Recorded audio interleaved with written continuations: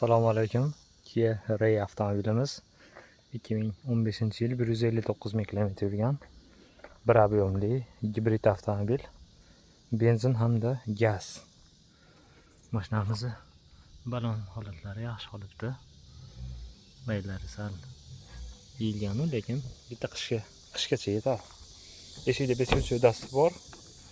Salonlari, opsinalari jigarrang hamda qora rangda ekan.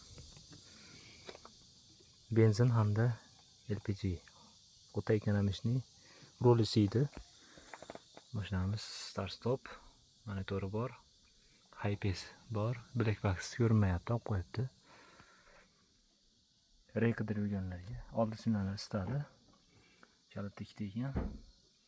Kelib ko'rasizlar, narxi 6,5 million won. Orqa signallari ham o'ta keng holatda. Orqa signasi ham starkan kelar. Ideal holatdagi Ray avtomobili. Kimga kerak bo'lsa, kelib test drive qilib ko'rasizlar. Orqa balonlari va yaxshi ekan. Oldiga nisbatan diskani ham chiroyli qo'yib qo'yibdi. Yulduzli qilib. Ray qidirib yurganlarga mana mashinani normal holatdagisi 6,5 million won. O'ta ekonomishni benzin hamda gaz yuradigan gibrid mashinamiz. Kuzovda klassik degan joyi yo'q, toza holatda.